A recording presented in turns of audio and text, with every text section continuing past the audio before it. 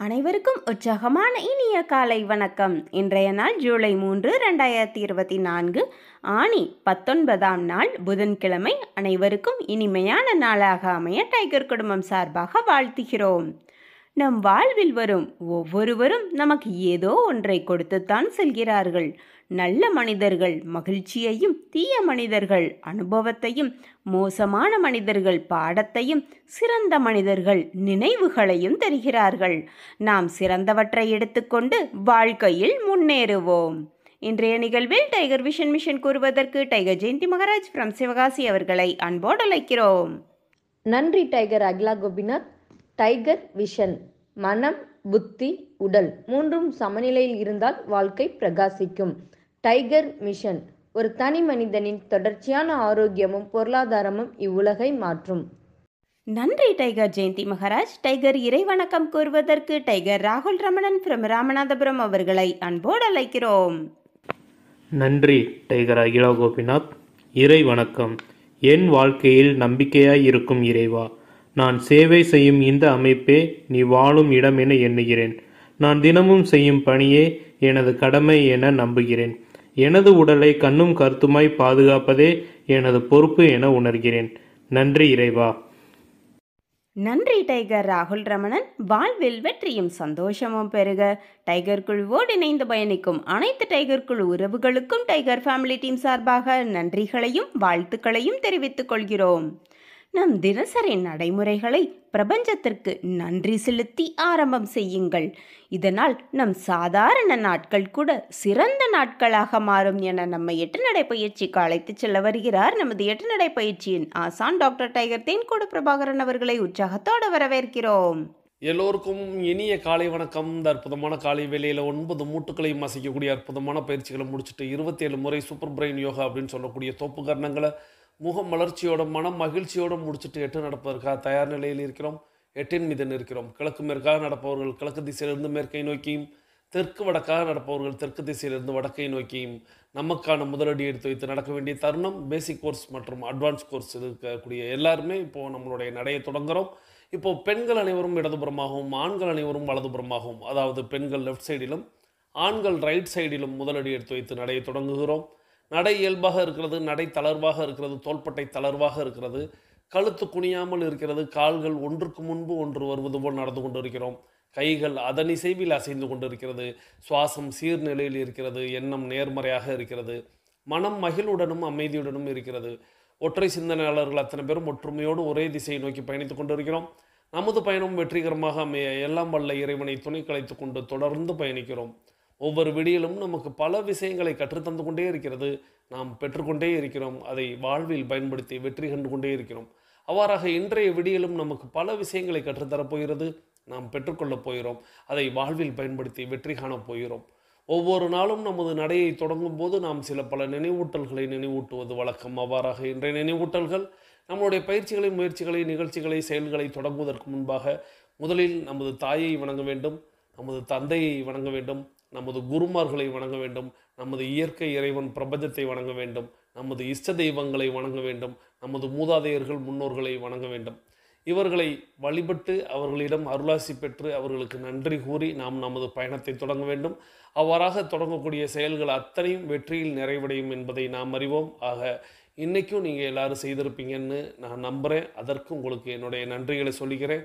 தொடர்ந்து 2 டம்ளர் வெதுவெதுப்பான நீர் பருகி நமது பயிற்சிகளை தொடங்கியிருக்க வேண்டும். நீங்கள் கண்டிப்பாக வெதுவெதுப்பான நீர் பருகி பயிற்சிகளை தொடங்கியிருப்பீர்கள் என்று நம்புகிறேன். அதற்கு என்னுடைய நன்றிகளை தெரிவித்துக் கொள்கிறேன். தொடர்ந்து நமக்கு அருகில் குடிநீர் இருக்கும்படியாக பார்த்து கொள்ள வேண்டும். அதுவும் உங்களுக்கு அருகில் இருக்குது என்று நம்புகிறேன். அதற்கும் என்னுடைய நன்றியை தெரிவித்துக் கொள்கிறேன். நம்மை இணைத்து வைத்த சகோதரிக்கும் சகோதர சகோதரிகளுக்கும், நாம் இணைத்து வைத்த சகோதர சகோதரிகளுக்கும், அதாவது நம்ம ஒருத்தவங்க இணைச்சி வச்சுருப்பாங்க, நாம் பல பேரை இணைச்சி வச்சுருப்போம். அவங்களையெல்லாம் நம்மளுடைய அகக்கண்ணில் கொண்டு வந்து அவர்களது குடும்பம் மகிழ்ச்சியோடும் ஆரோக்கியத்தோடும் செல்வ வளங்களோடும் இருக்க வேண்டும். அவர்கள் எண்ணியதெல்லாம் நடக்க வேண்டும். அவர்கள் கேட்டதெல்லாம் கிடைக்க வேண்டும். அவர்களுக்கு எல்லாம் வல்ல இயற்கை இறைவன் பிரபஞ்சம் அனைத்து நல் விஷயங்களையும் வழங்க வேண்டும் என்று அவர்களுக்காக நாம் வேண்டிக் கொண்டு தொடர்ந்து நமது மனதில் எழுப்ப வேண்டிய 3 முத்தான முக்கிய கேள்விகள். நாம் எதற்காக 8 நடை நடந்து கொண்டு இருக்கிறோம்? நாம் எதற்காக டைகர் குழுமத்தில் இணைந்து பயணித்து கொண்டிருக்கிறோம்? நாம் நமது இலக்கை நோக்கித்தான் பயணிக்கிறோமா? இந்த முத்தான 3 முக்கிய கேள்விகளை ஆழ்மனதில் கேட்டு அதற்கான பதிலை நாம் பெற்று நாம் பயணிக்க வேண்டும். நாம் எதற்காக இப்பொழுது 8 நடை பயிற்சியை மேற்கொள்கிறோம்? 8 நடை பயிற்சியை ஏன் மேற்கொள்கிறோம் அப்படிங்கிற அந்த கேள்வி கேட்கும்போது எல்லாருக்குள்ளேயும் வர்றது ஆரோக்கியத்தை பெறுவதற்காக, ஆரோக்கியத்தை தக்க வைப்பதற்காக, ஆரோக்கியத்தை மீட்டெடுப்பதற்காக, ஆரோக்கியத்தை புதுப்பிப்பதற்காக. இந்த 4 பதிலில் ஒரு பதிலாக இருக்கும். ஆரோக்கியத்தை பெறுவதற்காக, ஆரோக்கியத்தை மீட்டெடுப்பதற்காக, ஆரோக்கியத்தை புதுப்பிப்பதற்காக, ஆரோக்கியத்தை தக்க வைப்பதற்காக. இந்த 4 பதிலில் ஒரு பதில் நிச்சயமாக நம்முடைய பதிலாக இருக்கும். அதுலேயும் இன்னும் விளக்கமாக ஏன் நம்ம புதுப்பித்து கொள்ள வேண்டும், ஏன் அதை தக்க வைத்து கொள்ள வேண்டும், ஏன் நம்ம அதை பெற வேண்டும், ஏன் அதை மீட்டெடுக்க வேண்டும், இப்படின்னு நமக்குள்ள நம்ம கேள்விகளை கேட்க ஆரம்பித்தோம்னா இன்னும் அதற்கான விடை உள்ளே இருந்து வந்து கொண்டே இருக்கும். நீங்கள் உங்களுடைய ஆழ்மனதோடு பேசணும். இந்த வித்தையை நான் பல முறை கற்றுத்தந்திருக்கிறேன், இனி வருங்காலங்களிலும் கற்றுத்தருவேன். ஆழ்மனதோடு பேசி பழக வேண்டும். தொடர்ந்து நாம் ஏன் டைகர் குழுமத்தில் இணைந்து பயணிக்கிறோம்? இந்த கேள்விக்கான விடை அப்படிங்கிறது நான் இன்றைக்கி அதை பற்றி பேசலாம்னு நினைக்கிறேன். அதற்கு முன்பாக நம்மளுடைய இலக்கை நோக்கி தான் பயணிக்கிறோமா? நம்ம எந்த செயல் செய்தாலும் நம்ம இலக்கை நோக்கி பயணிக்கிறோமாங்கிற ஒரு கேள்வியை நமக்குள்ளே கேட்டுக்கொள்ளணும். அவ்வாறாக இன்றைக்கும் நம்ம எல்லாருமே கேட்டுக்கொள்ளலாம். நாம் நமது இலக்கை நோக்கி தான் பயணிக்கிறோமா? இலக்கு அப்படிங்கிறது ஒவ்வொருத்தவங்களுக்கும் ஒவ்வொன்றும் இருக்கும். அதாவது வாழ்க்கையில் வெற்றி பெறணும், வாழ்க்கையில் ஜெயிக்கணும், நல்ல மதிப்பெண் பெறணும், நல்ல உயர் பதவியில் இருக்கணும், இன்னும் விதவிதமான இலக்குகள் இருக்கும். 8 நடை பயிற்சியில் நீங்கள் அந்த கேள்வியை கேட்கலாம். இலக்கை நோக்கி தான் பயணிக்கிறோமா? இல்லையே, நான் வாழ்க்கையில் நல்லா படித்து முன்னேறணும் அப்படின்னா நான் ஏன் 8 நடை நடக்கணும்? அப்போ இந்த செயலுக்கும் அதுக்கும் என்ன தொடர்பு? 8 நடை பயிற்சி மேற்கொள்வதே நாம் நமது இலக்கை அடைவதற்காக தான். அதில் இருந்து நம்மளுடைய கவனம் எதுலேயும் சிதறாமல் நம்மளுடைய இலக்கை நோக்கி மட்டும் குறியை வைத்து நம்ம பயணிக்கணும். காலையில் 8 நடையை தொடங்கும் பொழுது உங்களுடைய இலக்கு உங்கள் கண் முன் வந்து நிற்கணும். நம்ம இலக்கை நோக்கி தான் பயணிக்கிறோம். அது எதுவாக இருந்தாலும் சரி, நல்ல மதிப்பெண் பெற வேண்டும், நல்ல உயர் பதவியில் இருக்க வேண்டும், தொழிலில் பெரிய வளர்ச்சி இருக்க வேண்டும், பொருளாதாரத்தில் உயர்ந்த நிலையில் இருக்க வேண்டும், ஆரோக்கியத்தில் பன்மடங்கு பெரிய இருக்கணும், ஆற்றல் அதிகரித்திருக்கணும். இப்படி பல்வேறு இலக்குகள் கண் முன் வந்து நிற்கணும். அதை நோக்கி நம்ம பயணிக்கணும். இந்த இலக்குகள் மட்டும் உங்கள் கண் முன் வந்து நின்றால் உங்களை யாரும் எதுவும் செய்ய முடியாது. அதாவது நம்மளுக்கு எதிரி வேறு யாருமே இல்லை, நாம தான் அப்படின்னு நம்ம சொல்லுவோம் அல்லவா? நம்மளுக்குள்ளே ஏன் சோம்பேறித்தனம் வருகிறது? யார் அது அப்படின்னு கேட்டால் அது நாம் தானே. நமக்குள் இருக்கக்கூடிய அந்த இன்னொரு நபர் தானே. அந்த நபரிடம் தான் இந்த கேள்வியை கேட்கணும். நாம் இலக்கை நோக்கி பயணிக்கிறோமா? அந்த நபர் உங்களுக்கு தூக்கம் வருகிறது, சோம்பேறித்தனம் இருக்கிறது, காலையில் விடிகாலையில் எழும்பொழுது அலாரம் அடிக்கும்போது அதை தட்டி விட்டு இல்லை கொஞ்சம் நேரம் தூங்கலாம் அப்படின்னு சொல்லும்போது அந்த தூங்கலாம் சொன்னது யாருன்னா உங்களுடைய ஆழ்மனம். அந்த ஆழ்மனத்திட்ட நீங்கள் கேளுங்க. நான் அதை ஆழ்மனம் சொல்ல மாட்டேன், மேல்மனம் சொல்லுவேன். இருந்தாலும் இப்போ புரிந்து கொள்வதற்காக சொன்னேன். நீங்கள் கேளுங்க, அந்த மேல்மனத்திட்ட கேளுங்க. நம்ம இலக்கை நோக்கி தான் பயணிக்கிறோமா? இலக்கு என்ன, தூங்குவதா? இல்லை. நாம் விடியலில் எழுந்து நாம் செய்ய வேண்டியதெல்லாம் செய்து நம்மளுடைய பயிற்சிகளை நாம் தொடங்கி அந்த பயிற்சிகளின் முடிவில் நாம் ஈர்ப்பு விதி மற்றும் நம்மளுடைய மனப்படக்காட்சி செய்வதற்காகத்தான். அதில் செய்தோமானால் நம்மளுடைய இலக்கை நாம் அடைய முடியும். அப்போ இலக்கை நோக்கிய பயணம் எது? இப்போ நம்ம எழுந்து நடக்க வேண்டும். நடந்து நம்மளுடைய இலக்குக்கான கோரிக்கையை பிரபஞ்சத்திடம் வைக்க வேண்டும். இந்த கேள்வியை நீங்கள் உங்களுடைய ஆழ்மனதிடையோ மேல்மனதிடையோ கேட்டீங்க அப்படின்னா அடுத்த நிமிடம் இலக்கை நோக்கி நம்மளை பயணிக்க வைக்கும். இந்த கேள்வியை நம்ம கேட்கலை அப்படின்னா நம்ம நிறைய விஷயங்கள் சொல்லலாம், அதை பற்றி நம்ம நிறைய பேசலாம். இப்படி நம்மளுடைய முத்தான 3 முக்கிய கேள்விகளை ஆழ்மனதில் கேட்டு நம்ம பயணிக்கணும். அனைவரும் அனைவரது இலக்குகளையும் அடைவதற்கு எல்லாம் வல்ல இயற்கை இறைவன் பிரபஞ்சத்தை வேண்டிக்கிட்டு தொடர்ந்து இந்த ஆழ்மனதிட கேட்கணும் அப்படின்னு ஒரு விஷயத்தை நம்ம அடிக்கடி நம்ம சொல்லுவோம். நிறைய பேர் பேசுவோம், பேசாமல் இருப்போம். ஆனால் இன்றைக்கி நம்ம பார்க்க போகிற ஒரு ஆடியோ, இந்த ஆடியோவை நமக்கு தேர்வு செய்து அனுப்பி வைத்திருப்பவர் சகோதரர் டைகர் கிரிதரன் ஃப்ரம் மதுரை. இவங்க சவுத் சோன் டைகர் கிளப்போடைய vice captain. Tiger Giridharan from Madurai அவர்கள் அவர்களது குடும்பம் மகிழ்ச்சியோடும் ஆரோக்கியத்தோடும் செல்வ வளங்களோடும் இருப்பதற்கு எல்லாம் வல்ல இயற்கை இறைவன் பிரபஞ்சம் துணை நிற்கட்டும் என்று வேண்டி வணங்கி வாழ்த்தி தொடர்ந்து இந்த ஆடியோ அப்படிங்கிறது நிச்சயமாக உங்களுக்கு ஒரு பெரிய மாற்றத்தை ஏற்படுத்தும். அதாவது உங்களுக்கு ஒரு பெரிய மாற்றத்தை ஏற்படுத்தும். உங்களுக்கு மாற்றத்தை ஏற்படுத்துமா அப்படிங்கிறது எனக்கு தெரியாது. ஆனால் நீங்கள் இதை கொஞ்சம் ஆழமாக கேட்டீங்க அப்படின்னா உங்களுக்கு உள் பெரிய மாற்றத்தை ஏற்படுத்தும். ஸோ இந்த உள் அப்படிங்கிறது நான் அழுத்தும் போது இதை தான் ஆழ் மனம் அப்படின்னு நம்ம சொல்லுவோம், உள் உறுப்புகள் அப்படின்னு சொல்லுவோம், நம்மளுடைய அகம் அப்படின்னு சொல்லுவோம். நிறைய நேரங்களில் புறத்தை கவனித்த நம்மால் அகத்தை ஏன்னா வெளியில் 1000 இடங்களை சுற்றி பார்த்து கொண்டிருப்போம். ஆனால் உள்ள நமக்குள்ளாக ஒரு விஷயத்தை கூட நம்ம தெரிந்து வைக்காமல் இருந்திருப்போம். டைகர் குழுமத்தில் பயணிக்க தொடங்கும் முன்பு எப்படி அப்படின்னு எனக்கு தெரியாது. தொடங்கிய அன்றே நம்ம அகத்திற்குள் உள் நுழைவோம், நம்மளுடைய உள்ளுறுப்புகளை பார்த்து நன்றி கூறுவோம். அப்படிப்பட்ட ஒரு அற்புதமான ஒரு விஷயத்தை இன்றைக்கி ஒரு அக்கு ஹீலர் நம்மளுக்கு வெளிப்படுத்த வருகிறார். அக்கு ஹீலர் உமர் ஃபரூக். நிச்சயமாக எல்லாருமே கேள்விப்பட்டிருப்பீங்க, பார்த்துருப்பீங்க. பார்க்க வாய்ப்பில்லாதவங்க இந்த ஆடியோவை கேட்டதுக்கப்புறம் அவருடைய பேச்சை கேட்கலாம் அப்படின்னு உங்களுக்குள் தோன்றும். அந்த அளவுக்கு அவர் ஒரு அற்புதமான விஷயங்களை அற்புதமாக வெளிப்படுத்தக்கூடியவர். ஸோ நம்மளுடைய உடல் அப்படிங்கிறது எப்பேற்பட்டது, எப்படிப்பட்ட பொக்கிஷம் என்பதை அவர் வாயால் நம்ம கேட்கலாம். அவர் சொன்னதுக்கப்புறம் நம்ம அதிலிருந்து நம்ம விளக்கங்களை பார்க்கலாம். ஸோ அந்த அப்படிப்பட்ட அற்புதமான ஆடியோவை நமக்கு தேர்வு செய்து அனுப்பி வைத்த சகோதரர் டைகர் கிரிதரன் ஃப்ரம் மதுரை அவர்கள் அவர்களது குடும்பம் மகிழ்ச்சியோடும் ஆரோக்கியத்தோடும் செல்வ வளங்களோடும் இருப்பதற்கு எல்லாம் உள்ள இயற்கை இறைவன் பிரபஞ்சம் துணை நிற்கட்டும். அவர்கள் எண்ணியதெல்லாம் நடக்கட்டும், அவர்கள் கேட்டதெல்லாம் கிடைக்கட்டும், அவர்களது குடும்பத்தில் ஆரோக்கியம் நிலைத்திருக்கட்டும், அவர்கள் தொழில் வளர்ந்து கொண்டே இருக்க வேண்டும், அவர்களுடைய பொருளாதாரம் உயர்ந்து கொண்டே இருக்க வேண்டும், அவர்கள் எண்ணியதெல்லாம் நடக்கணும் அப்படின்னு இந்த நேரத்தில் நானும் வாழ்த்துறேன். நீங்களும் உங்களுடைய வாழ்த்து மலைகளை சகோதரர் டைகர் கிரிதரன் ஃப்ரம் மதுரை, இவங்க சவுத் சோன் டைகர் கிளப்போடைய வைஸ் கேப்டன் அப்படிங்கிறத நீங்கள் மனதில் கொண்டு அவர்களை வாழ்த்துமாறு அன்போடு கேட்டு வாருங்கள். ஐயா திரு அக்கு ஹீலர் உமர் ஃபரூக் அவர்களுடைய ஆடியோவை கேட்டுக்கொண்டே பயணிக்கலாம். அடிப்படை என்ன விட்டமின் வேணுமோ, மினரல்ஸ் வேணுமோ எல்லாத்தையுமே இந்த உடலே உருவாக்கி தான் தரும். எலும்புகளை உருவாக்கியது இந்த உடல். அந்த எலும்பு கிராக் ஆனா ஒட்ட தெரியாதா உடம்புக்கு? இப்ப வரைக்கும் அப்படிதான் நடந்துட்டு இருக்கு. சர்ஜரியில என்ன பண்றாங்க, எலும்பை ஒட்டுற பேஸ்ட் கண்டுபிடிச்சாங்களா? இல்ல. எலும்பை இப்படி வச்சா அதான் ஒட்டிக்கணும். எலும்பை இப்படி எடுத்து வச்சு கட்டினா அதான் ஒட்டிக்கணும். அதை நாட்டுப்புறத்துல ஒரு விதமான கட்டுகள் மூலமாகவும், லேட்டஸ்ட் சர்ஜரியில உள்ள தோலை கழிச்சு உள்ள போய் ஸ்பிரிங் எல்லாம் போட்டு உள்ள பிளேட் வச்சு ஸ்க்ரூ போடுறது மூலமாகவும் செய்யறாங்க. மொத்தம் ஒற்ற வேலையை செய்யறது யாரு? உடல். அது நமக்கு தெரிஞ்சிச்சுனாலே டாக்டரோட வேலை என்னன்னு புரிஞ்சிடும். டாக்டர் அசிஸ்ட் பண்ணணும் உடம்புக்கு. உடம்ப அவர் பின்னாடி போக வைக்க முடியாது. இப்ப என்ன செய்யறோம்னா, நம்ம முழு ஆரோக்கியத்தையும் மருத்துவர்கள் கையில ஒப்படைச்சிட்டு அவங்க சொல்றத மட்டுமே கண்மூடித்தனமாக பின்பற்றுகிற ஒரு மிகப்பெரிய மூட நம்பிக்கையாக இந்த மருத்துவம் வளர்ந்து போயிருக்கு. இந்த அறியாமை தான் இதுக்கு வெளியில இருக்கிற வணிகத்தை மிகப்பெரியதாக மாத்திட்டு இருக்குங்கிறதா பிரச்சனை. அப்படிங்கிற மருத்துவர் அவருக்கு ஏற்படக்கூடிய தொந்தரவுகளை தானே சரியாக்கி கொள்கிற திறன் உண்டு அப்படிங்கிறது நம்ம முன்னோர்களுக்கு தெரியும். நம்மளே சும்மா செக் பண்ணலாம். கையில பிளேடு பட்டுருச்சுன்னா ரத்தம் பூரா வெளியே போயிருமா? கிளாட்டிங் டைம் யார் உருவாக்குனா? ப்ளீடிங் டைம் யார் உருவாக்குனா? ரத்தத்தை உரைய வைக்கிறது யாரு? அந்த கிளாட்டிங் மெக்கானிசம்ங்கிற 8 ஸ்டேஜ்களை யார் நடத்துறது? நம்ம பூரா கண்டுபிடிச்சோம். செய்யறது யார்? செய்யறது உடல். அப்ப மனித உடல்ல நடக்கிற மாற்றங்களை கூர்ந்து கவனிச்சோம்னா, இந்த உடலை பின் தொடர்ந்தோம்னால் நமக்கு நம்ம உடம்புக்குள்ள மருத்துவர்னு ஒருத்தர் இருக்கிறார் அப்படிங்கிறது உண்மை புரியும். சரி, நம்ம முன்னோர்களுக்கு புரிஞ்ச உண்மை நமக்கும் புரியுது. இதை எப்படி இன்னும் வலுப்படுத்திக்கிறது ரொம்ப முக்கியம். எதிர்ப்பு சக்தியை சரியாக வைத்துக் கொள்ளும் போது இந்த வணிகம் சார்ந்த எந்த மருத்துவத்தையும், மரபொழி மருத்துவம் உள்ளிட்ட எந்த மருத்துவத்தையும் நாட வேண்டிய அவசியம் இல்லாமல் போகும். அப்படி என்ன அடிப்படை விதி அப்படின்னா ரொம்ப ஈஸி தான். நான் சொன்னதெல்லாம் உங்களுக்கு தெரிஞ்சிருக்கும். எதற்காக சாப்பிடுறோம்? நம்ம ஏன் சாப்பிட்டு இருக்கோம்? பெல் அடிச்சா.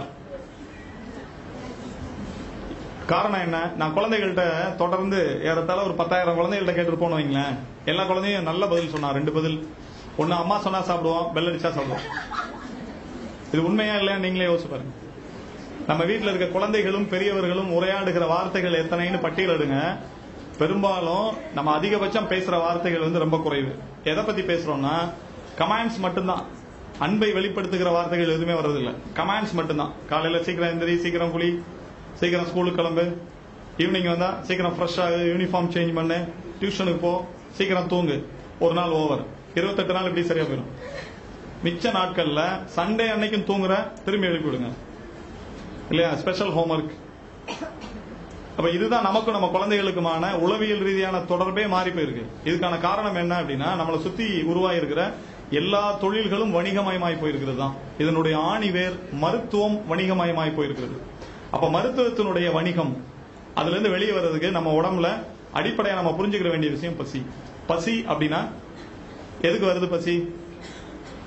சாப்பாடு கொடுக்கலன்னா கேட்குமா, இல்ல கேட்டாதான் கொடுக்கணுமா?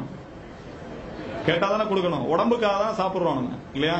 அப்ப உடம்பு கேட்கும் போது கொடுக்கறது தான் சரியான அளவுல சத்துக்களை வச்சுக்கிறதுக்கும் சத்துக்களை உற்பத்தி பண்றதுக்கும் உதவியா இருக்கும். பசிச்சு சாப்பிடாதவங்களுக்கு எல்லாம் சத்து குறைவா இருக்கும் அல்லது அதிகமா இருக்கும். பசிச்சு சாப்பிடலன்னா உடம்புக்கு தேவையானது கிடைக்காது. உங்களுக்கு தேவையானதானே சாப்பிடுறீங்க, அப்ப உடம்புக்கு தேவையானதை உடம்பு தராது. பசிச்சு சாப்பிடுறதுனுடைய அவசியம் ரெண்டு. ஒன்னு சத்துக்களை சரியான விகிதத்துல வச்சுக்கிறது, இன்னொன்னு இன்னைக்கு இருக்கக்கூடிய நவீன ரசாயன உணவுகள்ல இருக்கக்கூடிய கெமிக்கல்ஸ டீடாக்சிஃபை பண்றதுக்கு, நச்சுத்தன்மை அகற்றம் செய்யறதுக்கு நம்ம உடம்புக்குள்ள இருக்கிற பல்வேறு உறுப்புகள் சேர்ந்து வேலை செய்யணும். அதுல பசி அப்படிங்கிற ஒரு உணர்வு இருந்தால் நீங்க சாப்பிடுற உணவுல இருக்கக்கூடிய நச்சுத்தன்மை பாதியாக குறையும். அதனால பசிச்சு சாப்பிட வேண்டிய கட்டாயத்துல நம்ம இருக்கோம். இதை மீறவே மாட்டாங்க நம்முடைய முன்னோர்கள். தாத்தா காலத்துல எல்லாம் இதை மீறினவங்க இல்ல. ரெண்டாவது விதி என்ன அப்படின்னா தூங்குவது. தூங்குறதுனா எல்லாம் தூங்கிட்டு தானே இருக்கிறோம். எப்ப தூங்கணுங்கிறது தான் ரொம்ப முக்கியமானது. அவசியமாக தூங்க வேண்டிய நேரம் இரவு 11 அதிகாலை 3 மணி வரைக்கும். இதுல ஒரு நிமிடம் மாறினால் கூட 11 மணிக்கு ஒரு நிமிஷம் தள்ளி போனா கூட உடம்பு வேற மாதிரி வேலை செய்யும். அதான் பாடி நேச்சர். அதுதான் இந்த ஆண்டு பயாலஜி உயிரியலினுடைய நோபல் பரிசு என்ன கண்டுபிடிப்புக்காக கொடுக்கப்பட்டது நினைவு இருக்கா? போன மாசம் தான் பப்ளிஷ் ஆச்சு பேப்பர்ல எல்லாம். Biological clock. இந்த பயாலஜிக்கல் கிளாக்ங்கிறது ஏதோ இப்பதான் அமெரிக்கால கண்டுபிடிச்சாங்களா? 1952 சிர்கேடியன் கிளாக்ங்கிற பேர்ல இருக்கிற அதே கிளாக் தான். 8000 வருடங்களுக்கு முன்னால் அக்குபஞ்சர் கிளாக்னு சொல்ற அதே கிளாக் தான். சித்த மருத்துவத்தில் சொல்லப்படுற நாடி மாறுதல்ங்கிற அதே கிளாக் தான். அதைத்தான் இப்ப நோபல் பரிசு அளவு கொண்டு வந்திருக்கான். சரி, நோபல் பரிசு கொடுத்ததெல்லாம் சரி, அது என்ன சொல்லப்பட்டிருக்கு? நைட்டு தூங்கலன்னா எல்லா நோயும் வரும்னு சொல்லுது. அதுக்குள்ள நம்ம போல நோபல் பரிசு பரவாயில்ல, சயின்டிஸ்ட்லாம் வந்துட்டாங்கிறத நம்ம யோசிக்கிறோம். ஏன் வரும் அப்படின்னா, உயிரினங்கள்ல 2 வகை உயிரினங்கள் இருக்கு. எல்லா உயிரினங்கள் மனுஷனையும் சேர்த்து day shift night shift 2 group. இந்த நைட் ஷிப்ட் உயிரினங்கள் இருக்குல்ல, இதுக்கு கண்கள்ல 2 விழித்திரை இருக்கும். நமக்கெல்லாம் ஒரு விழித்திரை தான் இருக்கும் மனுஷங்களுக்கு. ஆனா இரவுகள்ல விழித்திருக்கிற உயிரினங்களுக்கு 2 விழித்திரை இருக்கும். அதுக்கு இடையில டேப்டம் லூசிடம்னு ஒரு கெமிக்கல் இருக்கும். அது வழியா தான் பார்வை இருளிலும் பகல் மாதிரி தெரியும் அந்த உயிரினங்களுக்கு. அதனுடைய கண்கள்ல லைட் பட்டுச்சுன்னா ரிஃப்ளெக்ட் பண்ணும். ரேடியம் ரிஃப்ளெக்டர் அப்படின்னு சொல்லுவாங்க. அதை எல்லோ கலர்ல ரிஃப்ளெக்ட் பண்ணும். அந்த உயிரினம் தான் நைட் ஷிப்டுக்கான உயிரினம் இயற்கையினுடைய விதிப்படி. பகல் ஷிப்டுக்கான உயிரினத்துல கண்ணுக்கு ஒரு லேயர் தான் இருக்கும், 2 லேயர் இருக்காது. டேப்டம் லூசிடம் ரேடியம் ரிஃப்ளெக்டர் இருக்காது. அப்ப நைட்டு இந்த ஒற்றை விழித்திரை உள்ள உயிரினங்கள் முழிச்சிருந்தா உடம்பினுடைய அக வெப்பம் கூடி போயிடும். வெப்பம் கூடிரும். அக வெப்பம் வேற, புற வெப்பம் வேற. இந்த அக வெப்பத்தை தணிக்கிறதுக்கான எந்த வழியுமே கிடையாது உலகத்துல. குளிக்கலாம், 100 தடவை குளிக்கலாம், இது புற வெப்பத்தை தான் தணிக்கும், அக வெப்பத்தை தொடாது. ஆயில் பாத் எடுக்கலாம், பாஸ்டிங் இருக்கலாம், பழங்களா சாப்பிடலாம், இது எதுவுமே அக வெப்பத்தை குறைப்பதற்கு உதவாது. அக வெப்பத்தினுடைய அடிப்படை அடையாளமே என்ன அப்படின்னா, முடி உதிர்தல்ல துவங்கும், தொடர்ந்து போகும், நிறைய பிரச்சனை இருக்கும். அடிப்படை அதுதான். அப்ப அகவெப்பத்தை தணிப்பதற்கு என்ன வழினா தூங்குறது தான், வேற வழியே கிடையாது. இது ஒரு விளக்கம். இன்னொரு வழியாக பார்த்தா, இரவு 11 மணிக்கு ஆழ்ந்த தூக்கத்துல நம்ம இருந்தால் நம்ம மூளைக்கு மேல உள்ள டக்ளஸ் கிளாண்ட், ஒரு நாளமில்லா சுரப்பி, பீனியல்னு பேரு. அந்த பீனியல்ங்கிற சுரப்பி மெலட்டோனின்ங்கிற சுரப்பை 11 மணிக்கு வெளியிடும். நீங்க தூங்கும் போது கண்கள் மூடி இருந்தால் 11 மணிக்கு ஒரு ஃபேஸ்புக் பார்த்துட்டு இருந்தாலோ, வாட்ஸ்அப் பார்த்துட்டு இருந்தாலோ, சினிமாவுக்கு போய் செகண்ட் ஷோ பார்த்துட்டு இருந்தாலோ மெலட்டோனின் கிடைக்காது. மெலட்டோனின்ங்கிறது ஒரு ஹார்மோன். இன்னைக்கு உலகத்தை ஆட்டி படைக்கும் மிக பெரும் நோய்களாக உலக சுகாதார நிறுவனம் சொல்லிட்டு இருக்கிறது பூரா ஹார்மோன் டிசீஸ் இல்லையா? இதய நோய்கள், பிபி, இன்னும் பெண்களுக்கான கர்ப்பப்பை பிரச்சனைகள், தைராய்டு, டயபெட்டிக், இப்படி சொல்லக்கூடிய பிரச்சனைகள் எல்லாம் ஹார்மோன் டிஸ்பங்ஷன்ல இருந்து வருது. இந்த எல்லா நோய்களையும் இலவசமாக பெறுவதற்கு 2 வழி இருக்கு. 2 வழி என்னன்னா, எப்ப பசிச்சாலும் சாப்பிடக்கூடாது, எப்ப ஃபுட்டை பாக்குறீங்களோ அப்ப பசிக்கலனாலும் சாப்பிடணும். இது ஒண்ணு. 2வது வழி, நைட்டு தூங்கிடவே கூடாது. அப்படியே தூங்கினாலும் ஒரு 12 மணிக்கு மேல தூங்குங்க. அப்படி தூங்குனீங்கன்னா மெலட்டோனின் எப்பயுமே கிடைக்காது பெர்மனண்டா, இல்லையா? மெலட்டோனின் கிடைக்கலன்னா தெரியும், முகத்தை பார்த்தா தெரியும், தோல்ல எழுதி வைக்கும். கண்டுபிடிப்புகள் ரொம்ப அட்வான்ஸ் ஆயிடுச்சு.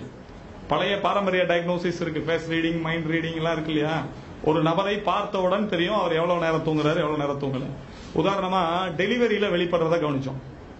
குழந்தை பிரசவத்துல அந்த 10 மாதம் அந்த தாயினுடைய தூக்கம், பசியை அந்த குழந்தை சொல்லுது. எப்படி இதை சொல்ல முடியுதுன்னா, என்னுடைய 3 குழந்தைகளும் வீட்டில் பிறந்தவை.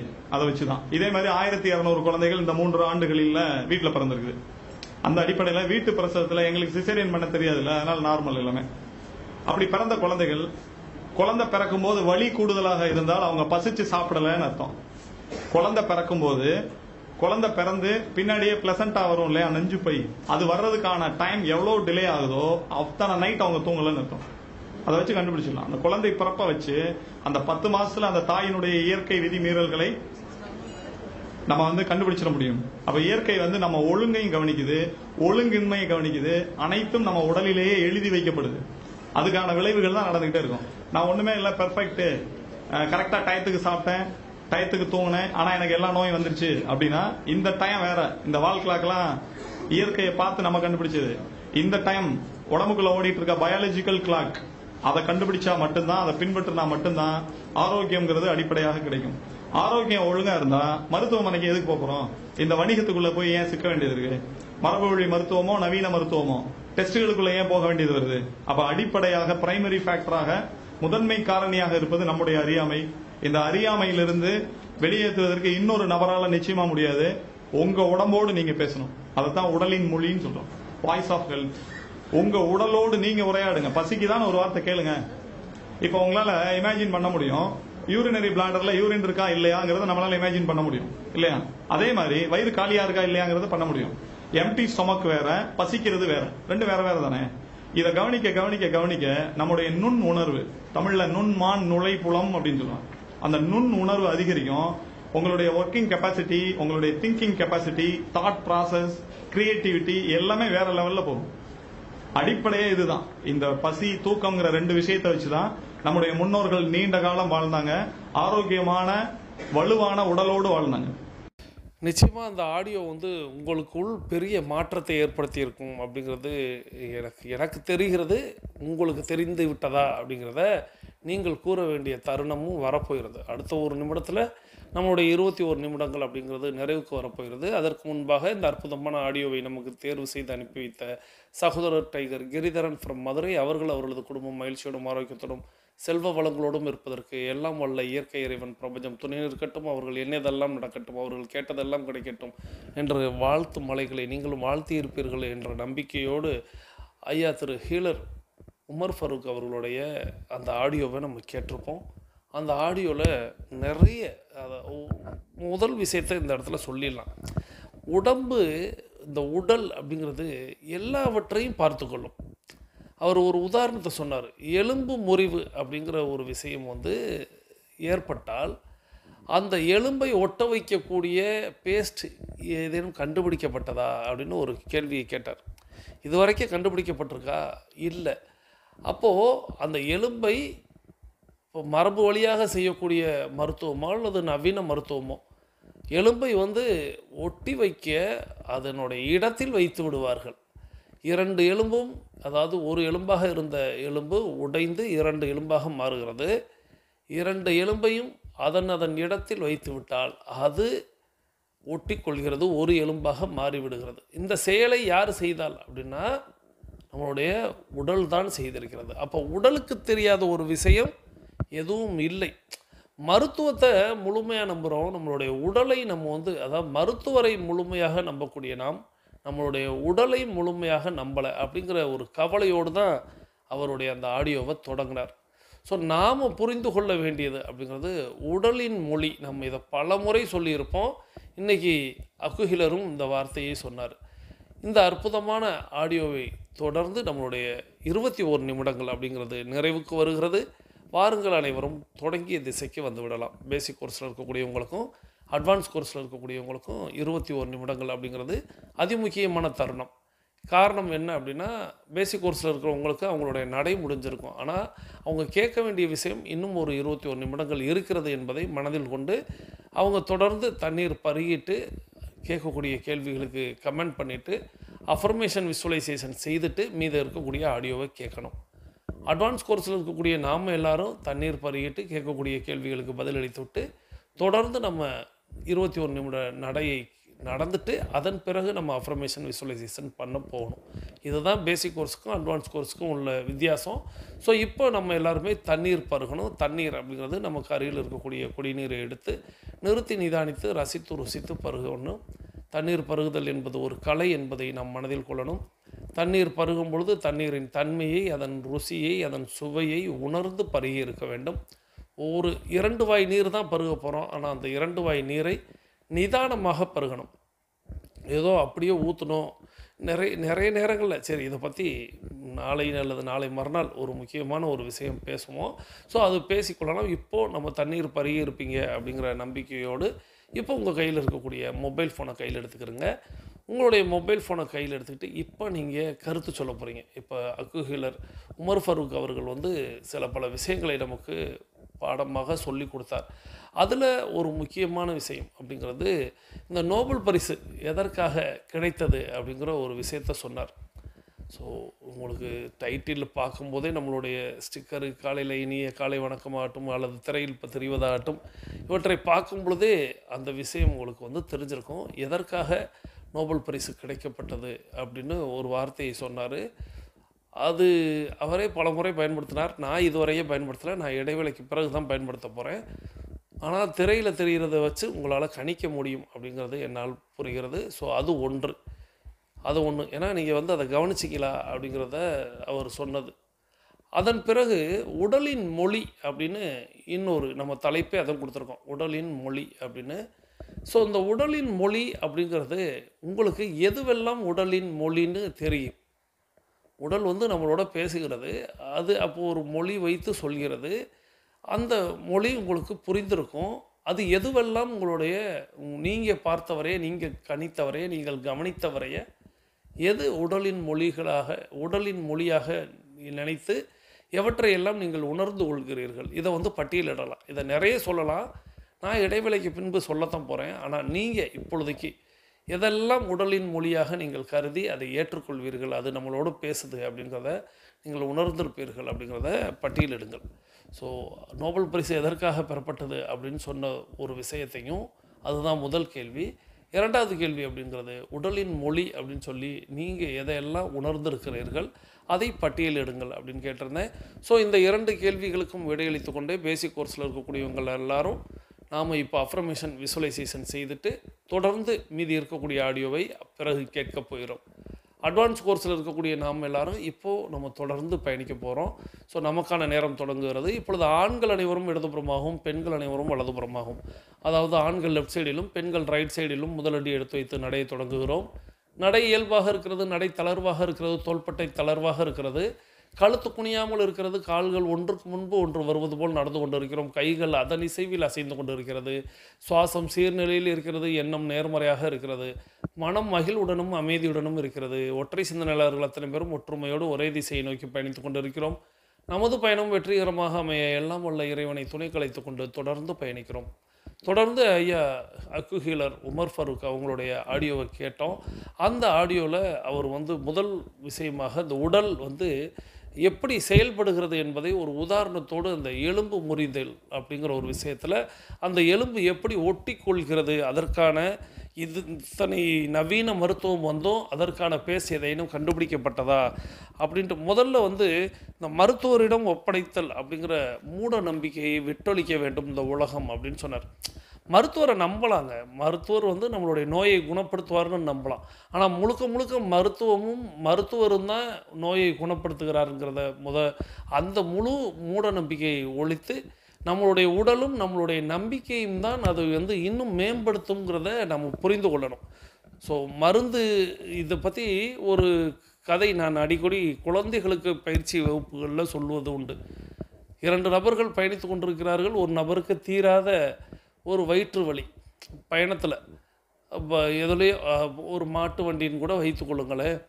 அப்படிப்பட்ட ஒரு சூழலில் அவருக்கு தீராத வயிற்று வலி, அந்த வயிற்று வலி தீர வேண்டுமென்றால் ஒரு மாத்திரையாவது சாப்பிட வேண்டும். இதுதான் அவருடைய ஆசை.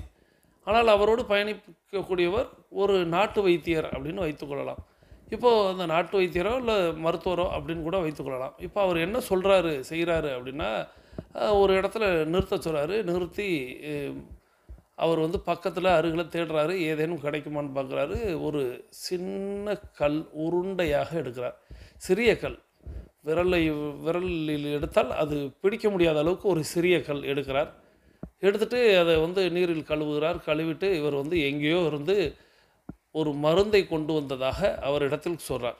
எப்படி மருந்து அப்படின்னா, அது வந்து ஒரு மரத்தில் இருந்து எடுத்தது, அல்லது ஒரு செடியிலிருந்து எடுத்தது, ஒரு கொடியிலிருந்து எடுத்ததுன்னு ஏதோ ஒன்று சொல்லி, இந்த மருந்தை வந்து நீ விழுங்கிடக்கூடாது, பட் சப்பிக்கிட்டே இருக்கணும் அப்படின்னு சொல்கிறார். ஸோ இவரும் சரின்னு சொல்லிவிட்டு அதை வாயில் வாங்கி, அந்த நம்மளை பொறுத்தவரை அது கல், அவரை பொறுத்தவரை அது வந்து மருந்து. சப்பிக்கொண்டே இருக்கிறார். சப்பி சிறிது நேரத்தில் அவருக்கு வந்து அந்த வயிற்று வலி குணமாகி விட்டது அப்படின்ட்டு அவர் இந்த மருந்தை நான் என்ன பண்ணணும் அப்படின்னு கேட்கும். இந்த மருந்தை வந்து அவ்வளோதான், சப்பிட்டு அதில் உள்ள சத்துக்கள் எல்லாம் முடிஞ்சிருச்சு, இனி அதை நீ விழுங்கெல்லாம் கூடாது, தவறாயிரும், நீ துப்பிடு அப்படின்னு சொல்கிறாரு. துப்பிடுறார். ஸோ எப்படி ஒரு அற்புதமான மருத்துவர் அப்படின்னு அவர் வந்து அந்த கூட பயணித்தவர் வந்து ரொம்ப பாராட்டுறார். அப்போது அவர் வந்து ஒரு விஷயத்தை போதிக்கிறார். அதாவது நீ என்ன நினச்சிட்ட அப்படின்னா, உன்னுடைய வயிற்று வலியை குணப்படுத்துவதற்கு உனக்கு ஒரு மருந்து தான் தேவை, ஒரு மாத்திரை தான் தேவைன்னு நீ நினைக்கிற. ஆனால் நான் இதை சொல்லியிருந்தேன் அப்படின்னா உன் வயிற்று வலி தீர்ந்திருக்காது. எதை? நீ உன்னுடைய உமிழ்நீரை சுவைத்து சுவைத்து நீ வந்து அதை வந்து உள்ளே கொண்டு போய் சேர்த்தினா உன்னுடைய வயிற்றில் ஏற்பட்டிருக்கக்கூடிய பிரச்சனைகளுக்கு அது ஒரு தீர்வாக இருக்கும். அதாவது உனக்கு ஒரு செரிமான பிரச்சனை இருந்திருக்கும், செரிமான பிரச்சனை நீ வந்து உமிழ்நீர் கலக்காமல் சாப்பிட்ருப்ப. ஸோ உமிழ்நீர் தேவைப்படுது, உமிழ்நீர் வந்து கொடுத்துட்டீங்கன்னா அந்த செரிமான பிரச்சனை தீர்ந்துட்டால் உன்னுடைய வயிற்று வலி குணமாகும் சொன்னால் நீ நம்பவே மாட்ட. அதே நேரத்தில் இது சப்பி சாப்பிடக்கூடிய மாத்திரை, இந்த மாத்திரையை வந்து நீ வந்து சப்பி அந்த உமிழ்நீரை உள்ளே இறக்கிட்டு அந்த மாத்திரையை துப்பிடு அப்படின்னு சொன்னால் நீ அதை செஞ்சதுனால அதனுடைய பலன் கிடச்சிச்சு, உனக்கு வந்து அந்த மாத்திரையினால் அந்த பலன் கிடைச்சதாக நீ எண்ணிக்கொள்கிறாய் அப்படின்னு அந்த வைத்தியர் சொல்லுவார். ஸோ இந்த கதையை நான் வந்து குழந்தைகளிடத்தில் நிறைய சொல்லுவேன். நீங்கள் இன்றைக்கும் செரிமானத்திற்கான மாத்திரை மிட்டாய் அப்படின்னு நீங்கள் எதில் வேண்டுமானாலும் தேடி பாருங்கள். இந்த சப்பி சாப்பிட்ற உங்களுக்கு நிறைய பேருக்கு அந்த மாத்திரையோட பேர் கூட இப்போ நினைவுக்கு வந்திருக்கும். அந்த மிட்டாயைத்தான் சொல்லுவாங்க. நீங்கள் இயல்பில் சின்ன குழந்தைகளாக இருக்கும்போது, இப்போ உள்ள குழந்தைகளுக்கு கிடையாது, நான் சொல்கிறது ஒரு 80s 90s கிட்ஸ் அப்படின்னு சொல்லக்கூடியவங்களுக்கெல்லாம் சிறு பிள்ளையில் மிட்டாய்கள் சாப்பிடுவது வழக்கம். இந்த மிட்டாய்கள் அப்படிங்கிறது உங்களுக்கு வாயெல்லாம் உமிழ்நீரை சுரக்க வைக்கும். இப்போ உள்ள மிட்டாயிலெல்லாம் உமிழ்நீரே வராது, அது வேறு விஷயம். ஸோ உமிழ்நீர் சுரந்து அது வந்து வாய் கொள்ள முடியாமல் வாயை விட்டு கூட வலியும். ஸோ அவ்வளோ ஒரு அற்புதமான உமிழ்நீரை நம்ம வந்து சுரக்க செய்து அதை விழுங்கி நம்ம வயிற்றில் உள்ள எவ்வளவு உணவு சாப்பிட்டாலும் சரி, எவ்வளவு செரிமானம் இல்லாத ஏதேனும் ஒரு விஷயத்தை சாப்பிட்டாலும் சரி, இந்த உமிழ்நீரெல்லாம் போய் அதை கரைத்து அந்த வயதில் நம்மளை வந்து அற்புதமாக வைத்திருந்திருக்கும். இது உங்களுக்கு எல்லாருக்கும் நினைவுக்கு வந்திருக்கும்னு நினைக்கிறேன். இப்போ உள்ள குழந்தைகளுக்கெல்லாம் உமிழ்நீர் சுரக்கிற மாதிரியான மிட்டாய்களை தயாரித்து விடவே கூடாது அப்படிங்கிற மாதிரியும், இன்றைக்கி உள்ள கார்ப்பரேட் உலகம் அப்படிங்கிறது அப்படிப்பட்ட மிட்டாய்கள் வந்து ஏற்புடையது அல்ல, கேலிக்குரியது அப்படிங்கிற மாதிரி கொண்டு போயிட்டாங்க. இப்பொழுதைக்கு இந்த லாலிபாப் அப்படின்னு ஒரு மிட்டாய் இருக்கும்னு நினைக்கிறேன். ஆனால் அதுவுமே சரியாக தவறா, அது இனிக்கிறதா புளிக்கிறதா அப்படிங்கிறதுக்குள்ளெல்லாம் நான் போகலை. ஆனால் இன்றைக்கி வரக்கூடிய எல்லா பிரச்சனைகளுக்கும் இந்த மருந்து மாத்திரைகள் தான் தீர்வுன்னு நம்ம நினைக்கிறோம். ஆனால் இந்த மாதிரியான நம்மளுடைய உடலை பற்றி, நம்மளுடைய உடல் நம்மிடம் பேசுவதை பற்றி, அந்த மொழியை பற்றி நாம் உணராமல் இருப்பது தான் காரணமாக இருக்கிறது அப்படிங்கிறத நான் வந்து இந்த குழந்தைகளுக்கெல்லாம் பயிற்சி வகுப்புகளில் இதை சொல்லிக் கொடுப்பது. அவங்களுக்கு மிட்டாய் நான் கொடுத்துட்டு அந்த மிட்டாய்க்கான விளக்கமாக இப்படி கொண்டு போய் சேர்ப்பேன். ஸோ நிறைய விஷயங்களை அவர் வந்து நம்மளோடு இன்றைக்கி வந்து பகிர்ந்துக்கிட்டார். அவர் வந்து முக்கியமாக நோய் வருவதற்கு 2 காரணங்கள் அப்படிங்கிறத புரிந்து கொள்ளுங்கள் அப்படின்னு சொன்னார். என்ன அப்படின்னா, பசி ஒன்று, தூக்கம் ஒன்று, இந்த 2ம் வந்து நோய் வருவதற்கான காரணம் அப்படின்னு சொல்லிட்டார். நாம் வந்து சொல்லுவோம் பஞ்சபூதங்கள் அப்படிங்கிறது தான் எல்லாவற்றுக்கும் காரணம், நன்மை செய்வதாகட்டும் தீமை செய்வதாகட்டும். இந்த பஞ்சபூதத்தில் நம்ம வந்து பசி அப்படிங்கிறது 2 பூதம் வந்துடும். அதாவது நம்ம வாய் வழியே நம்ம வந்து எடுத்துக்கொள்ளக்கூடிய உணவுகள் அப்படின்னு பார்த்திங்கன்னா, அந்த நிலத்தில் விளைந்த உணவுகள், நம்ம வந்து சாப்பாடு உணவுன்னு சொல்கிறோம் அல்லவா, அது ஒன்று. அடுத்து நிலத்திலிருந்தோ அல்லது நிலத்திலிருந்து போய் தான் அது வானுக்கு போய் மீண்டும் வருகிறது. அதை நம்ம வாய் வழியாக தான் உட்கொள்கிறோம். அது நீர். அப்போது நிலம் நீர் அப்படிங்கிற 2 பூதங்கள். அதுக்கப்புறம் இடையில காற்று அப்படின்னு ஒன்று இருக்கும். இந்த காற்றை நாம் சுவாசிக்கலைனாலும் நாம் மறந்தாலும் அது இயல்பில் போய் வந்து கொண்டே தான் இருக்கும். ஸோ அது இயல்பாக நடந்துடுது. அதையுமே நம்ம கட்டுப்பாட்டில் வச்சுருக்கணும். கட்டுப்பாடு மீன்ஸ் நம்மளுடைய நுரையீரல் முழுமையாக விரிவடையும் வரை நம்ம சுவாசித்திருக்க வேண்டும். அதை பற்றி இப்போ இந்த இடத்துல அவர் சொல்லலை. பசிங்கிற ஒரு விஷயத்தில் நீரும் நிலமும் வந்து விடுகிறது. அடுத்து தூக்கம் அப்படிங்கிற ஒரு விஷயத்த சொன்னார். அதில் தான் நம்மளுடைய ஆகாயம் அப்படிங்கிற ஒரு விஷயம் வரும். ஸோ நீர், நிலம், நெருப்பு, காற்று, ஆகாயம் அப்படின்னு சொல்லுவார். ஸோ இந்த நெருப்பு அப்படிங்கிறது உழைப்பு அப்படின்னு சொல்லுவோம், அல்லது சூரிய ஒளி அப்படிங்கிறத சொல்லுவோம். இந்த தூக்கம் அப்படிங்கிறது ஆகாயத்தில் தான் வரும். ஓய்வும் தூக்கமும் ஆகாயத்தில் வரும். ஸோ இந்த பஞ்சபூத குறைபாடு ஏற்பட்டால் நிச்சயமாக அது எதிர்ப்பாற்றலை குறைக்கும் அப்படின்னு சொல்லாமல் சொன்னார். பசியையும் தூக்கத்தையும் நம்ம இன்றைக்கி மறந்துட்டோம் அப்படின்னு சொல்கிறார். என்ன பசியை மறந்துட்டோம் அப்படின்னா, நிறைய பேருக்கு பசினாலே என்னன்னே தெரியல. இயல்பில் பசினாலே அப்படியா அப்படின்னா அப்படிங்கிற மாதிரி தான் உலகம் இப்பொழுது செயல்படுகிறது. ஒருவேளை உணவை யாரும் ஒத்தி வைப்பதற்கு அவ்வளவு யோசிக்கிறார்கள். ஒருவேளை உணவை இப்போது யதார்த்தமாக ஒரு 2 நாட்களுக்கு முன்பாக ஒரு சகோதரியிடம் பேசும்பொழுது அவங்க அங்கே யாரோ ஒரு நபரிடம் அவங்க சொல்கிறாங்க. என்ன சொல்கிறாங்க அப்படின்னா, ஏன் நீங்கள் செப்பல் பயன்படுத்தக்கூடாதா, செருப்பு பயன்படுத்தக்கூடாதா, அந்த வெயிலில் நீங்கள் செருப்போடு வர்றீங்க அப்படின்னு சொல்கிறாங்க. அப்போது அந்த பக்கத்தில் இருந்து அவங்க என்ன பதில் சொன்னாங்கன்னு தெரியல. எனக்கு ஒரு விஷயம் தோன்றியது, இதை உங்களோடு ஒப்பிட்டு சொல்லணும் அப்படின்னு எனக்கு தோணுச்சு. ஸோ இப்போது அந்த உரையாடலுக்கு பின்னாடி என்ன நடந்திருக்கலாம் அப்படின்னு நம்ம ஒரு கற்பனையில் போகலாம். அந்த உரையாடலில் அந்த சகோதரி அந்த நபரிடம் கேட்கும்போது அந்த நபர் சொல்கிறாங்க, செருப்பு இல்லை அப்படின்னு சொல்கிறாங்க. ஸோ நம்ம எல்லாருக்கும் ரொம்ப கஷ்டமாக இருக்குல்ல, செருப்பு இல்லாமல் இந்த காலத்துலேயும் ஒருத்தவங்க கஷ்டப்படுறாங்க, பாவம் வெயிலில் அலையிறாங்க அப்படின்னு. அப்படியே 2வது விஷயமாக நம்ம பார்க்கலாம். இல்லை அவங்க நான் விரதத்தில் இருக்கிறேன் அப்படின்னு சொல்கிறாங்க. ஏன்னா சிலர் விரதம் இருக்கும் பொழுது செருப்பு அப்படிங்கிற ஒரு விஷயம் அணிய மாட்டாங்க. இப்போது அப்படியே சரி, நம்மளுடைய மனம் எப்படி மாறுகிறது, விரதத்தில் இருக்கிறாங்க, ஸோ அதனால் செருப்பு அணியலை. ஆனால் 2ம் செயல்பாடு ஒன்று. என்ன? செருப்பு இல்லை, ஆனால் காரணங்கள் 2. என்ன? ஒன்று, செருப்பு வாங்க வசதி இல்லை, அல்லது அவங்க கோவிலுக்காக சுவாமிக்காக விரதம் இருக்கிறாங்க அப்படிங்கிற 2 காரணமாகிறது. 2ம் ஆனால் ஒன்றானா செயல்பாடு ஒன்று, ஆனால் காரணங்கள் வேறு. அப்போது நம்ம செருப்பு இல்லாதவங்களுக்கு செருப்பு வாங்கி கொடுக்கணும் அப்படிங்கிற ஒரு நோக்கம் நமக்கு வருகிறது. செருப்பு இல்லாமல் விரதம் இருப்பதற்காக செருப்பு இல்லாமல் பயன்படுத்துபவர்கள் சரி, அவர்களே முடிவெடுத்திருக்கிறார்கள். அதனால் நம்ம அதை பற்றி கவலைப்பட வேண்டியதில்லை, வருத்தப்பட வேண்டியதில்லை என்று நமக்கு தோணுதில்லை. இந்த 2 விஷயத்தையும் அப்படியே இந்த விரதம் அப்படிங்கிற ஒரு விஷயமும் பட்டினி அப்படிங்கிற ஒரு விஷயத்துக்கும் கொண்டு போய் சேருங்க. ஒரு நபர் உணவு கிடைக்காமல் பட்டினி இருக்கிறார் அப்படின்னா அது பாவத்துக்குரிய ஒரு செயல், அது கவலைக்குரிய ஒரு செயல். அதே நேரத்தில் விரதத்திற்காக ஒருத்தர் சாப்பிடாமல் இருக்கிறார் அப்படின்னா அது பாவத்துக்குரியதில்லை, அது நன்மைக்கு உரியது இல்லையா? ஆனால் நாம் ஒரு வேளை உணவை ஸ்கிப் பண்ணுறது அப்படின்னா நம்ம சாப்பிட வழி இல்லாமல் ஸ்கிப் பண்ணுறது அப்படிங்கிறது வேறு. நான் இன்றைக்கி பயணத்தில் இருந்தேன், ஸோ நான் அதனால் என்னால் சாப்பிட முடியல, நான் ட்ராவல்லே இருந்துட்டேன், எனக்கு எதுவுமே உணவு கிடைக்கல, நான் பட்னி கிடந்தேன் அப்படின்னா அது பட்னி, அது வேறு. இல்லை, எனக்கு நல்லாவே தெரியும் நான் இன்றைக்கி மதியானம் சாப்பிடக்கூடாதுன்னு காலையிலேயே முடிவெடுத்துட்டேன் அப்படின்னு சொல்லிட்டா அதுக்கு பேர் விரதம். விரதம்னா இதுக்கு பேர் தான் உண்ணா விரதம். நம்மளுடைய உடலுக்கு அது தேவை. நீங்கள் அதை கொடுத்து பார்த்தீங்கன்னா தான் பசினா என்னன்னே உணர முடியும்.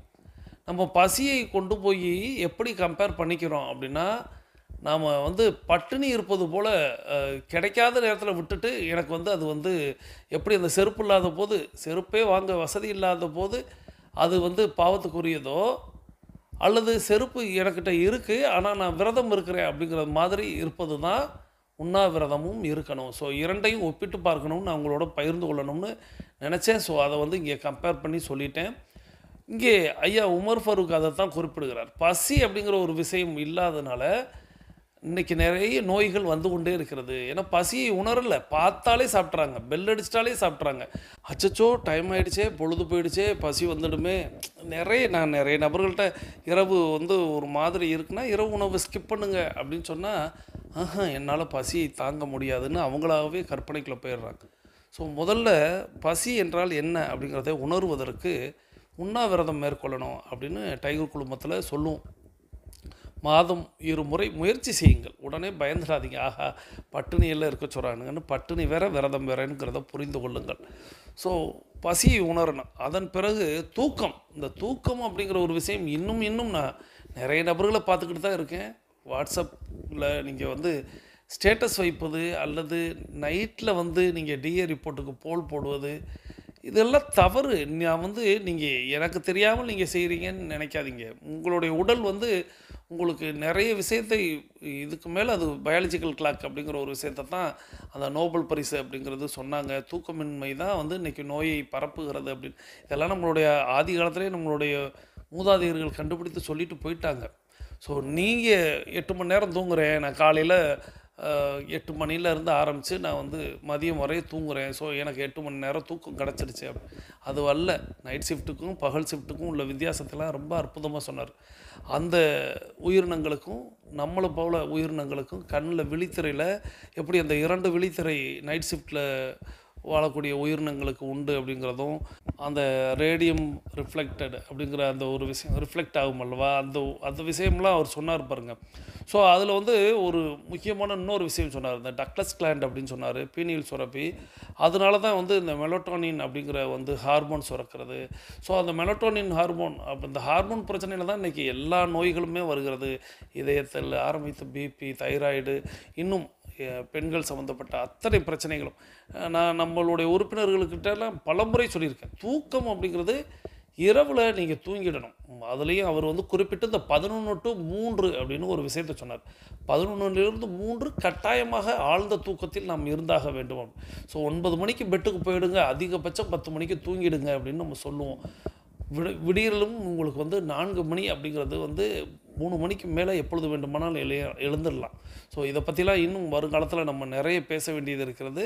ஸோ அவர் வந்து அந்த அகவெப்பம் அப்படிங்கிற ஒரு விஷயத்த சொன்னார். இதை வந்து இன்னும் நம்ம ஆழமாக பேசணும். ஏன்னா நேரம் அப்படிங்கிறது இன்னும் 2 நிமிடங்கள் தான் இருக்கிறது. ஸோ அதில் அந்த ஒழுக்கம் அப்படிங்கிற ஒரு விஷயம் எனக்கு தோணுச்சு. ஒழுக்கமின்மை அப்படிங்கிறது, நம்ம ஒழுக்கம்னாலே எங்கேயோ போய் சேர்த்துக்கிறோம். நம்மளுடைய உடலே நம்மளுக்கு வந்து ஒழுக்கத்திற்கான சர்டிஃபிகேட்டை தரும் அப்படின்னு சொன்னார். ஸோ ஒருத்தவங்க அப்படின்னா அவங்களுடைய தோலை பார்த்தாலே கண்டுபிடிச்சிடலாம், அவங்களுக்கு கண்ணுக்கு கீழே இருக்கக்கூடிய கருவளையங்களை பார்த்தாலே கண்டுபிடிச்சிடலாம் அப்படின்ட்டு, இந்த பிரசவத்திற்கு வரக்கூடிய பெண்களை ரொம்ப எளிதாக பிரசவத்தின் போதே தெரிந்து கொள்ளலாம் அப்படின்னு ரொம்ப அழகாக சொன்னார். வலி யாருக்கெல்லாம் கூடுதலாக இருக்கிறதோ அவர்கள் இரவு தூக்கத்தை பசி இல்லாமல் சாப்பிட்டு அப்படின்னு நிறைய விஷயங்கள் செஞ்சுருப்பாங்க அப்படின்ட்டும். அந்த நஞ்சுப்பை அது வந்து லேட்டாக வருதுன்னா எவ்வளோக்கு லேட்டாக வருதோ அத்தனை இரவு வந்து அவங்க வந்து தூங்கலை அப்படிங்கிறத சொன்னாங்க. ஸோ இதையெல்லாம் நம்மளுடைய உடலே வந்து ரெக்கார்ட் பண்ணிக்கிட்டே தான் இருக்குது. ஸோ நம்ம ஒழுக்கமாக இருந்தோம்னா நம்மளுடைய உடலில் அது வெளிப்படும். ஒழுக்கமின்மை அப்படின்னா நிச்சயமாக அதுவும் வெளிப்படும் அப்படிங்கிறத ரொம்ப அற்புதமாக சொன்னார். இந்த விஷயங்களை நம்ம மீண்டும் இன்னொரு நாளைக்கு இன்னும் கொஞ்சம் ஆழமாக பார்க்கலாம். இந்த அகவெப்பம் அப்படிங்கிற அந்த அகவெப்பம் கூடுதல், அதை எப்படி குறைத்தல் அப்படிங்கிற ஒரு விஷயத்தெல்லாம் பார்க்கலாம் அப்படிங்கிறதோடு, இந்த அற்புதமான ஆடியோவை நமக்கு தேர்வு செய்து அனுப்பி வைத்த சகோதரர் டைகர் கிரிதரன் ஃப்ரம் மதுரை அவர்களது குடும்பம் மகிழ்ச்சியோடும் ஆரோக்கியத்தோடும் செல்வ வளங்களோடும் இருப்பதற்கு எல்லாம் உள்ள இயற்கை இறைவன் பிரபஞ்சத்தை வேண்டிக் கொண்டு, அக்குஹிலர் உமர் ஃபரூக் அவர்களுக்கும் நமது நன்றிகளை நீங்கள் தனிப்பட்டு அவருக்கும் உங்களுடைய நன்றிகளை வந்து நம்மளுடைய கமெண்ட் பாக்ஸில் பதிவிடுங்கள். இப்பொழுது நம்மளுடைய 42 நிமிடங்கள் அப்படிங்கிறது நிறைவுக்கு வருகிறது. வாருங்கள் அனைவரும் தொடங்கிய திசைக்கு வந்து விடலாம். கிழக்கு மேற்கா தொடங்கியவர்கள் கிழக்கு திசையிலும், தெற்கு வடக்கா தொடங்கியவர்கள் தெற்கு திசைக்கு வந்து விடுகிறோம். நமது உள்ளங்கைகளை மடக்கி பார்க்கிறோம், இறுக்கமாக இருக்கிறது. விரலின் நகங்களின் வண்ணங்களை பார்க்கிறோம், சிவப்பண்ணத்தில் மாறி இருக்கிறது. சுவாசத்தை சோதித்து பார்க்கிறோம், 2வது நாசிலும் சூப்பராக சுவாசம் வரக்கூடிய இந்த வேளையில் நாம் அனைவரும் கிழக்கு திசையை நோக்கி நின்று கொண்டு கூட்டு பிரார்த்தனை செய்ய போகிறோம். இன்று நம்மோடு இணைந்து பயணித்த அத்தனை அன்பு சகோதர சகோதரிகளுக்கும் அவர்கள் அவர்களது குடும்பம் மகிழ்ச்சியோடும் ஆரோக்கியத்துடன் செல்வ வளங்களோடும் இருப்பதற்கு எல்லாம் வல்ல இயற்கை இறைவன் பிரபஞ்சம் துணை நிற்க வேண்டும். அவர்கள் எண்ணியதெல்லாம் நடக்க வேண்டும். அவர்கள் கேட்டதெல்லாம் கிடைக்க வேண்டும். அவர்களுடைய பொருளாதாரம் உயர்ந்து கொண்டே இருக்க வேண்டும். அவர்களுடைய பணி சிறந்து விளங்க வேண்டும். அவர்களது குடும்பத்தில் ஆரோக்கியமும் ஆனந்தமும் நிலைத்திருக்க வேண்டும் என்று கூட்டு பிரார்த்தனையை நிறைவு செய்து இன்றைய நாள் உங்களுக்கு அற்புதமான நாளாக அமையட்டும் என்று நானும் உங்களை வாழ்த்தி அனைவரும் அஃபர்மேஷன் விசுவலைசேஷனை செய்து இன்றைய நாளை தொடங்கும். இன்றைய நாள் மிக அற்புதமான நாளாக அமையட்டும். மீண்டும் சந்திப்போம், கலந்து சிந்திப்போம். வாழ்க நலத்துடன், வாழ்க வளத்துடன். நன்றி.